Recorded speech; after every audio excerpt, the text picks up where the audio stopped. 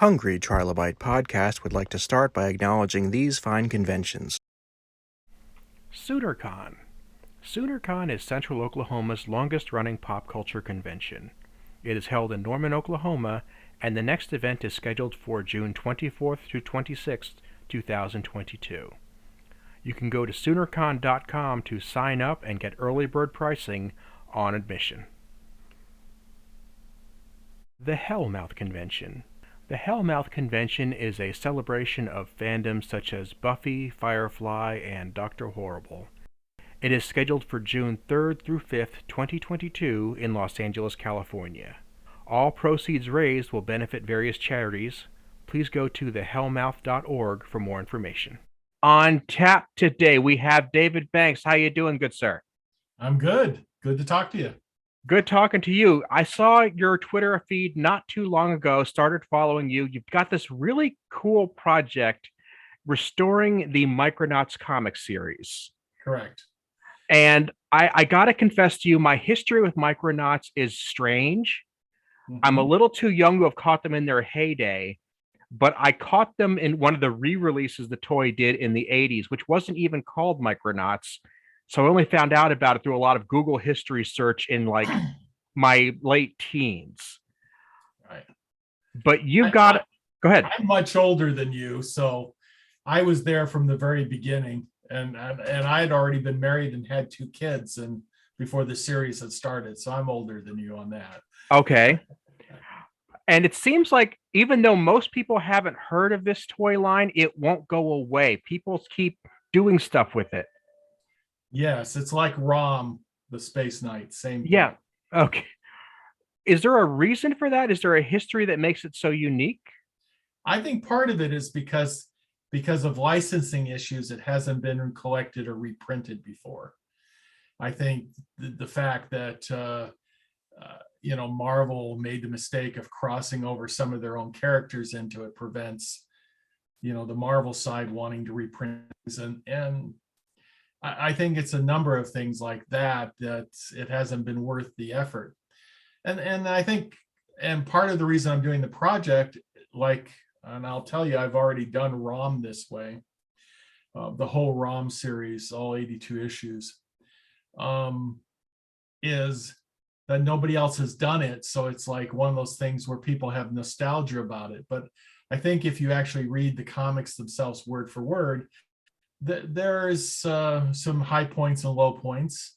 I think the Bill Mantlo did a great job over the whole series, but you can tell he was recycling things as he was going along, and you could tell every time he started working with a new art team, he had to make adjustments. So, but I'm thinking if you want to do this, if you want to put in the effort, you're not going to do it for something that's not worth it in the long run.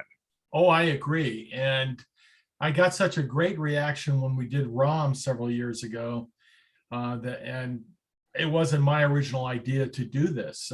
Many people suggested the Micronauts because they want to see it collected properly. They want to see it restored, but not recreated. I mean, they don't want it to be recolored. That's the main thing I've heard from many people. Please don't recolor this. Please don't, make it garish. Please don't take away from the artists and what they originally did. And I think the people that are really interested in the title have fond memories because it told a very long and winding story. And it was like, to me, before we had all this CGI Star Wars movies and CGI superhero movies and things like that, this is the thing that you could take your imagination and really enjoy stories in space.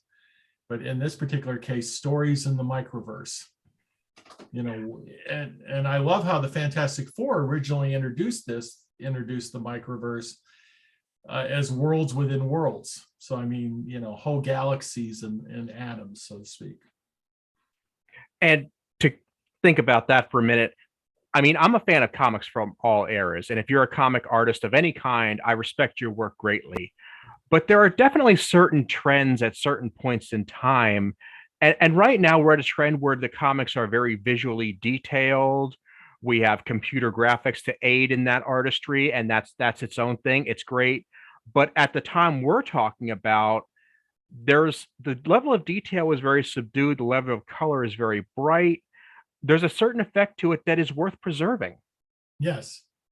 Um, and what I found interesting about this series is that everybody involved from the beginning and to the end, this was almost their first work in comics.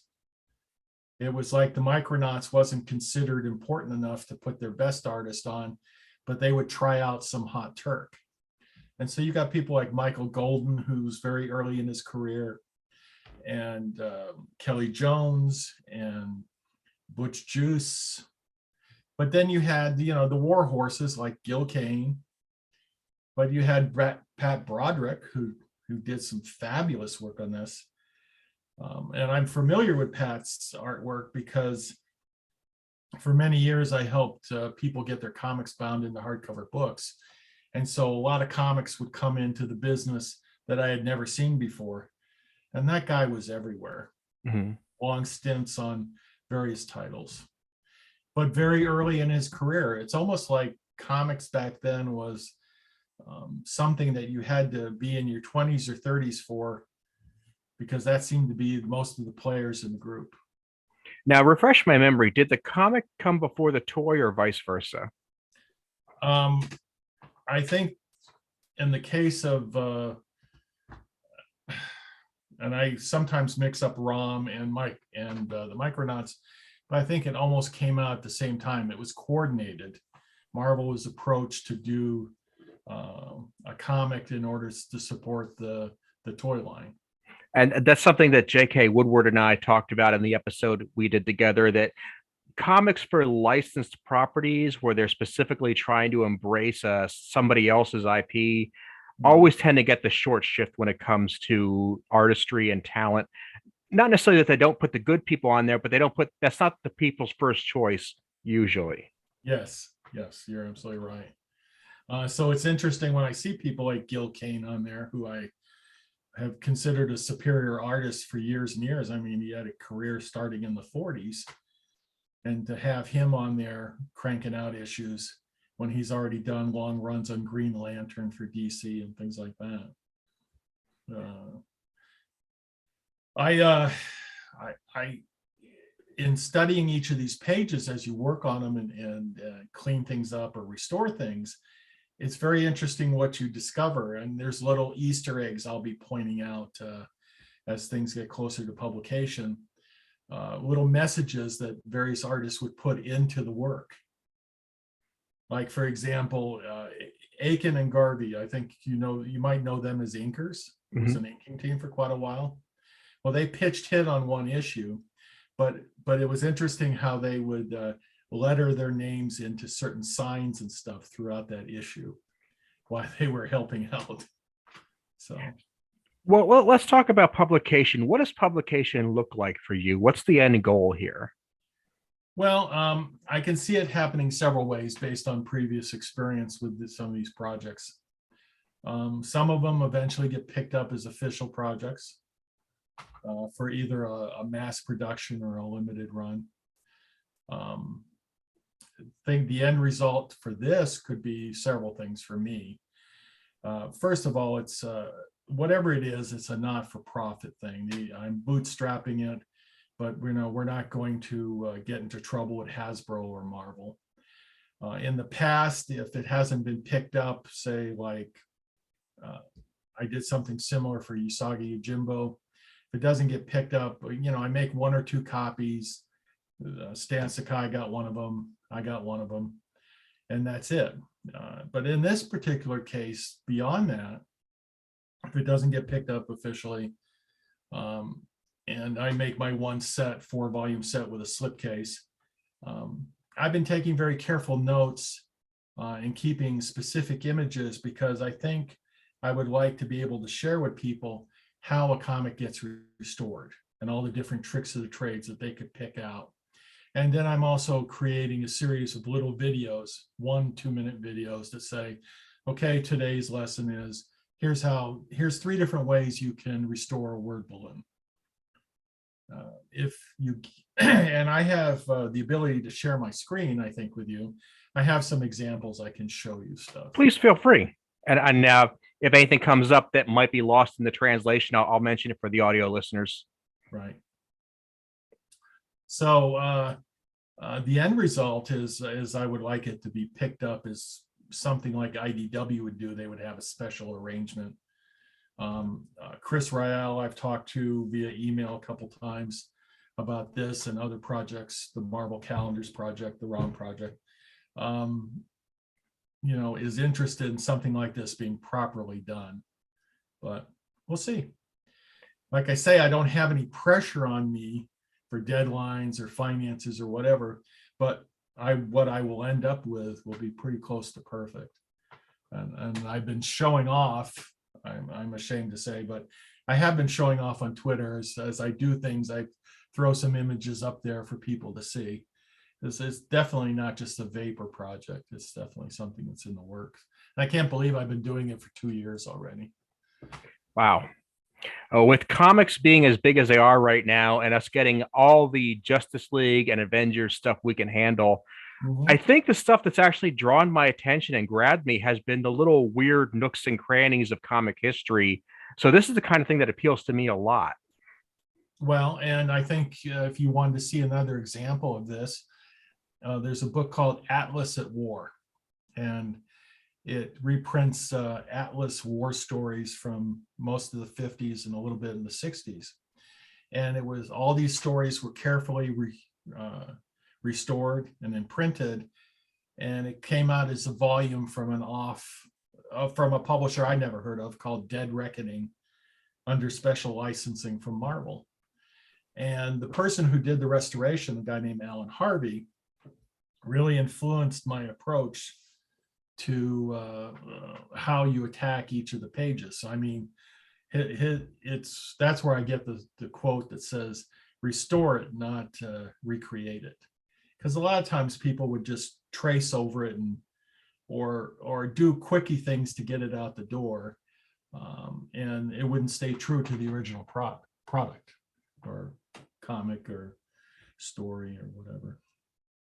So when you're looking at doing this, what is your process, or at least the shortened version of it? Are you going straight to digital? Do you do a lot of hand correction first? I do a raw scan, and I can show you on the screen. This is a raw scan. Mm-hmm.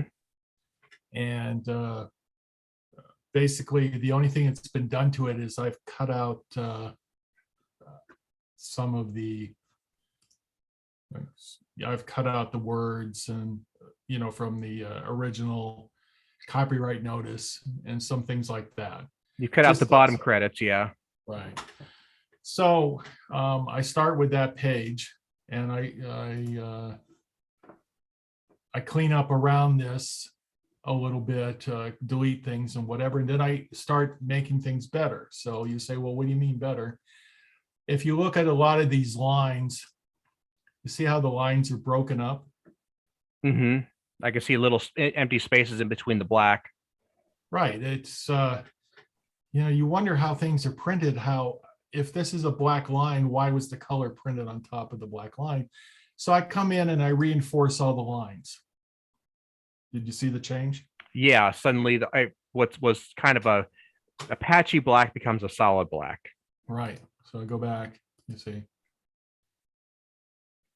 All right. So then I back out.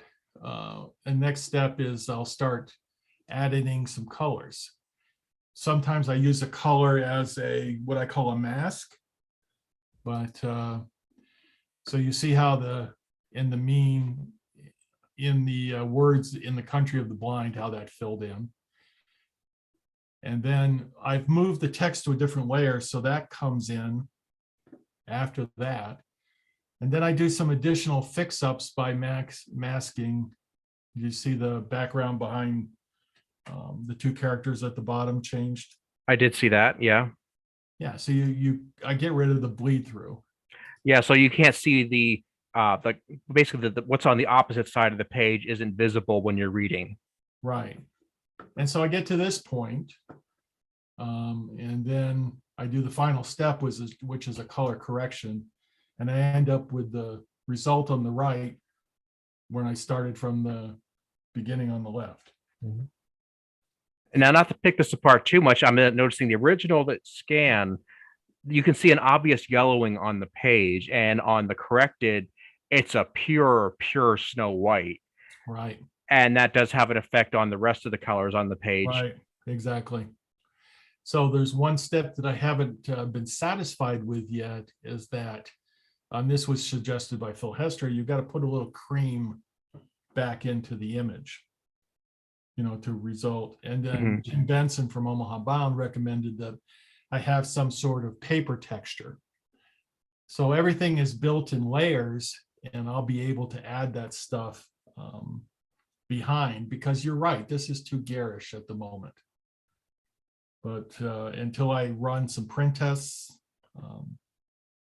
and I come up with something that satisfies me with the texture on the back, I'm not there yet. That's what I mean when I have another year to go.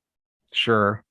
Because I've already been through all 2,000 pages as far as organizing them, scanning them, doing the initial crops, doing the initial reinforcement of lines and things like that, tidying up things.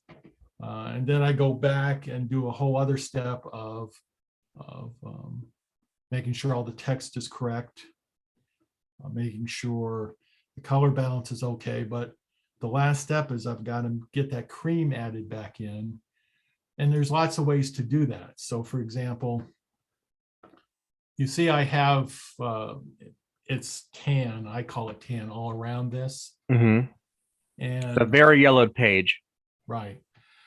But this page has been worked on quite a bit. But one of the things that you would do to experiment with the get so it's not so garish is to, and I'm just doing a quick demo here. I would. Obviously, if you were actually working on this in your own time, you'd be moving a lot slower and more methodically, doing little experiments. That's correct. That's correct. Now you see how it's not as garish because I selected a lower value as opposed to making this pure white. It's a slight cream. It's not tan. Yes. But it's definitely not pure as the driven snow. Yes. So you understand the process. Yeah. So I deal with a lot of people who are really into color theory and restoration. And okay. I guess one of the few things they'd be saying is, one of the many things I should be saying is, how do you pick your color palette? What do you have for a reference as to what these would have looked like on the new shelves, the store shelves 50 years ago, whatever the case might have been?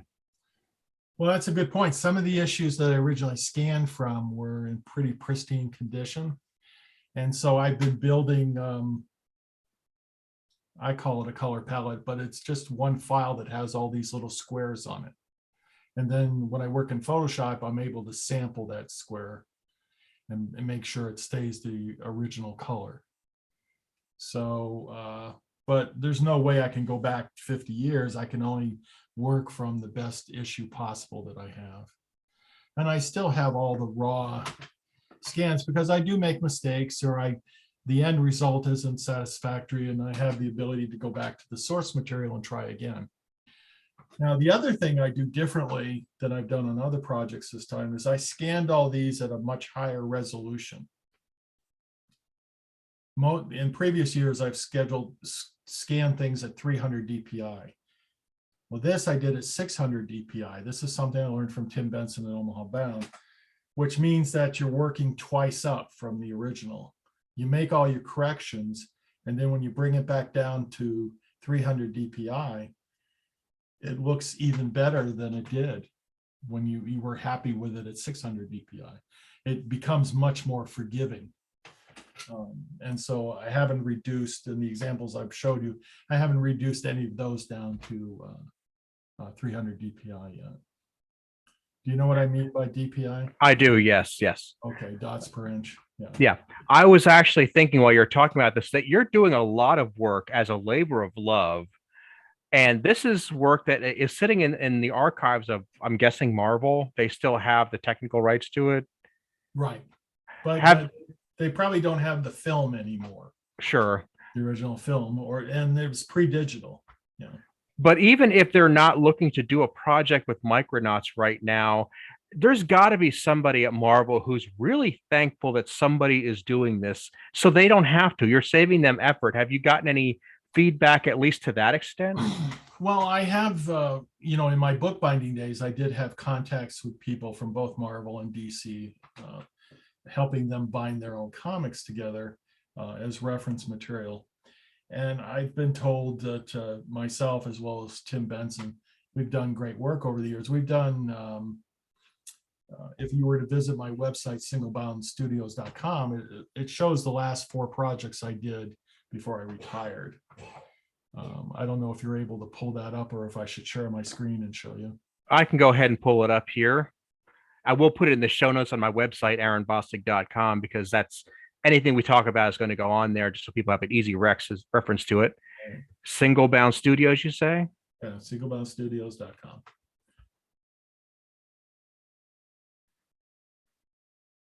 Yeah. And if you scroll down, you see that there's one of the projects we did that has gone nowhere yet is we did the 6th volume of Akira, mimicking everything that Graffiti Designs had done back in the early 90s. There were supposed to be 6 volumes. Graffiti only published 5. We went ahead and did all the work and made a 6th volume. Okay. So you worked on Fringe and The Last Galactic Story. Aztec Ace.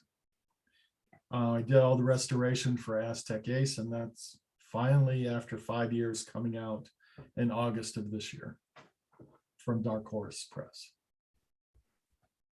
So It's actually had things published. I've had Fringe, The Wretch, Aztec Ace. I've had a lot of things not published. Saber, Usagi Yojimbo, Galactus story. ROM, we made some, I'm guilty, we made some bootleg sets of ROM. I think there's like 4 sets out in the real world. There's pages that make me cringe, which is making me work harder on Micronauts because they weren't quite up to speed. Sure, but for every page that makes you cringe, there's probably 20 that are a blessing to have out in the world. I think that's a good balance. Yeah, I agree.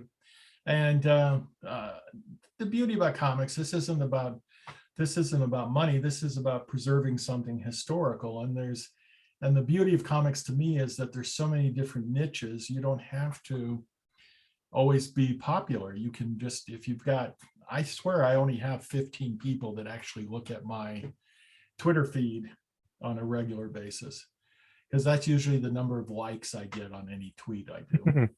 So I assume that's all I have is 15 people looking, but those 15 people are happy. So, well, yeah, and that's how I met you. Is that I saw you were doing a restoration on Micronauts, and I thought, man, I don't know that many people who could even talk about Micronauts or even know what it is, and yet if somebody's restoring it, that gives me a chance to go back and do that deep dive I wanted to do for so long. yes. Well, Micronauts was a very popular title to bind into custom volumes. And over the years, I think we did 5 or 6 different sets, and we had to come up with different wraparound art for them each time. And sometimes they would have the crossovers in them, and sometimes they wouldn't. That's the beauty of custom binding. You can do it the way you want it, include whatever you want. And I mean, I already have various covers worked out for this, from the days of working on custom binding. They re-released them in the 80s with a different color scheme, and that became how I came into it. And then apparently you saw the first 12 issues reprinted in the Microsoft's special edition? Not the comics, the actual Micronauts action figures. Oh, I see. Okay. Yeah. Apparently the originals had a very a more subdued color scheme, and the ones from the 80s were like solid red, solid stark whites. But apparently the plastic was a different grade, which was not very popular with collectors. And then there was this move in like the mid 2000s. They gave it to Michael Bay to do something with, and I guess he made a couple notes, but didn't really take the project anywhere else. Mhm. He decided Transformers was a better way to go, and I guess I can't argue with that. He's done pretty good for himself. I think a couple people have heard of him since then. But yeah, it's always been this property that people know enough to want to do something with, but it never gets off the ground. Yes. And so since it hasn't been reprinted or whatever, every time I do a print test experiment, then I like to give it away. So for example, you might have seen I gave away a cover booklets experiment. It's just a booklet of all the covers of the Micronauts from both volumes. And then I had so many people wanting to buy it that I put a link up, and we had 15 people buy a copy, and that's where I got 15 from, because it seems to be the exact number of people. That's where it starts. Yes. Hopefully we can get your name out there a little bit. I would like to see you at a convention talking about this sort of thing. Oh, I would like to do it too. Yeah. Yeah. We get so many great artists out there, up and coming artists. We get people making their own comics, and I love pushing that, but we don't talk enough about the history of maintaining what we already have. Yes. And that's why it was so much fun to work on Phil Hester's The Wretch, because, you know, Phil's famous for other things, but his own particular character that he's written as short stories over a 25, 30-year period, it was fantastic to gather those all into one location and then have a brand new story added to it. And just to see the evolution of how he drew during that 25 years was fantastic too. Mm-hmm. And the same way with Paul Tobin's Fringe, to have those issues regathered plus some extra bonus material that had been published elsewhere. I, for one, if it wasn't for Tim Benson, never would have heard of The Wretch, never would have heard of Fringe, never would have thought of, let's take the Galactus story, instead of making it a regular size thing, let's make it giant size. You know, when you open it up, it's 28-inch spreads. It's just, you know, that's the value of collaborating. Sometimes people come up with great ideas, and Tim has always been a great idea guy. Yeah, for sure. So those are all the neat ideas, and we have like situations now where, you know, it's owned by Marvel, which is now owned by Disney, and Right. that's a whole new factor now. And looking back at their past properties, seeing what's it going to take to get these things out of the vault, because when you're talking Disney, the vault has a whole new meaning now. Yes, and they know how to maximize the vault. Mm-hmm. But that's okay. You know, I don't have any I don't have an agenda. I just want to do this. It's probably going to be my last big project, and then I'll just you know, pay attention to my grandkids and things like that. So, Do they like comics? What? Do they like comics? Yes. In fact, it's one of my privileges to take them to the comic book store. Oh, Like if we have to run errands, I say, you know, could Marcel and I stop by the comic book store on the way home? And, you know, I get permission from the parents, and I haven't done a great job as far as turning them into readers as much, because they also like Pokemon. So when we go to Krypton Comics, we've got to get Pokemon cards as well as comics. But, yeah, I get that. I didn't hit the Pokemon mindset. That was just something that slipped by me. mhm. I was right in that age where I was in high school when it got big, and I didn't click then, and it never did. But I get the appeal. But I go to a comic book store, I want comic books. Yes, I love I love the fact that they print the new as well as the old. Mm-hmm. I love the True Believers reprints that Marvel does. I will pick those up and give them out as gifts, because they'll have key issues that you can buy at, you know, today's cover price, like, you know, Daredevil 181 with Daredevil and Elektra. And that's something I like, because we've gotten so used to the idea of comics being valuable, comics being investments, and obviously we take care of our collections. We're very mindful of that. Right. But there should be something you can use and know that it might get worn out, it might get torn, something that exists to just be an interim piece. Yes, yes. Now I've been going through a downsizing the last couple of years. Eventually the wife and I are going to have to go to a smaller place, and so I've been. I'm one of my guilty pleasures is going to the coffee place, the drive-through. I go to Scooters. That's what it's called here. Mm-hmm. Not Starbucks, but the competition.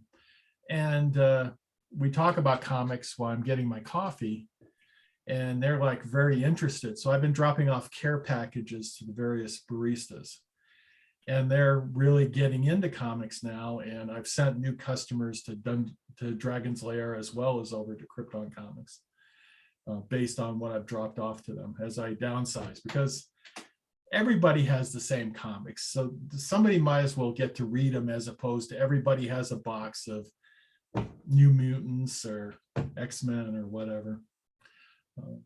But I think comics should be read. And I agree. I've been having my comics bound in hardcover books since 1979. So, wow. It's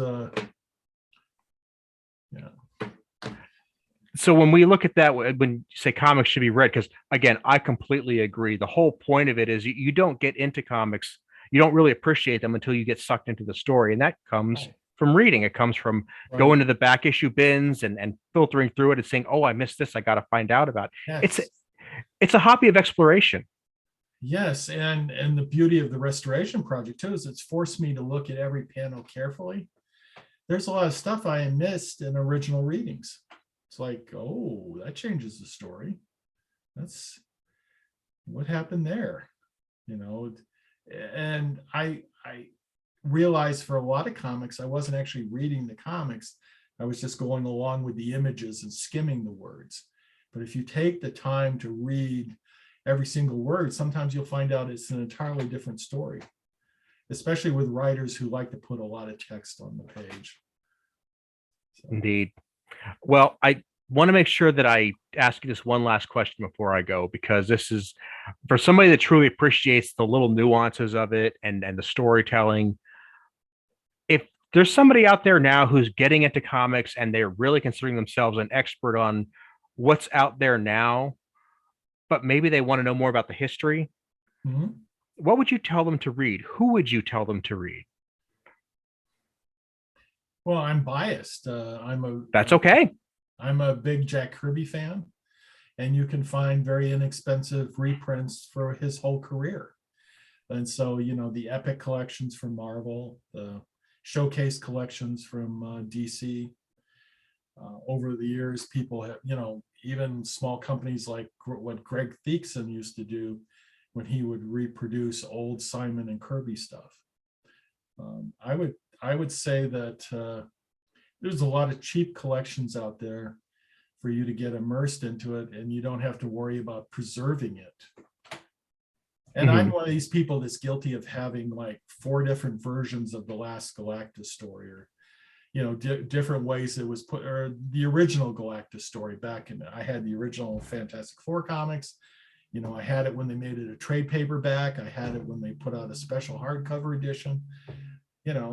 So whatever your poison is, but there's a lot of ways to get into it very cheaply and enjoy it. And I would say Fantastic Four, anything by Kirby. That covers a lot of different titles, but yes, it does. But if I was going to go more modern, I've been impressed by people like Jonathan Hickman. I like his independent work just as much as I like what he's done for Marvel. Black Monday Murders, which was like 6 or 7 issues, and then it was a series called Secret, which was 6 or 7 issues, and these are all available and inexpensive. I like it doesn't have to be 1,000 issues. I don't mind if a series is only 6 issues or 7 issues ever. I like the Aztec Ace. That was a personal favorite of mine. Cool. One of my favorite time travel stories, told entirely different. People said, "Oh, it's a Doctor Who ripoff." Oh, I don't think so at all. It had nothing in common in my opinion. Are you familiar with Pete Dore? Yes, I see him on Twitter quite a bit. Okay, I was just hoping so, because if you're into Jack Kirby and that era, which obviously you are, I've read several of his comics. I should get into ordering more. But yeah, he's been on the show a couple times. Really great guy. Love his work. Yeah, yes, and there, I we could probably talk for hours about the different people, but you should have Phil Hester on. Okay. I had the privilege of delivering some books to Phil Hester's house in Iowa. I was available. That's the advantage of not working. I could drive over there and drop them off. He let me stay at his house for about an hour and look through his original art collection. Oh my God, to see the original art. And it wasn't just the typical original art. It was like pencil roughs of different famous people, that they would do warm-up sketches before they actually started working on the comic page and things like that. But the beauty of it was to get to look at the back to see the different sketches that were on the back of the page that was submitted for the story. He could tell you a lot. I will reach out to him for sure, because that's a great recommendation. Thank you for that. Okay. It's been great talking to you. I appreciate you taking the time. Absolutely. So I'm going to put the link to your website on my website, aaronbostic.com. I'm also going to put a link to your Twitter feed. Where else can people follow your adventures? Those are the best. Okay. Because I've been downsizing. I used to have 6 different websites, and I've been downsizing those 2. So those 2 main ones would be right. Okay. Okay. Well, David, thank you. And the website. So thanks so much for being here. I appreciate having you. all right. Thank you now. Take care. Thank you. You too. Bye.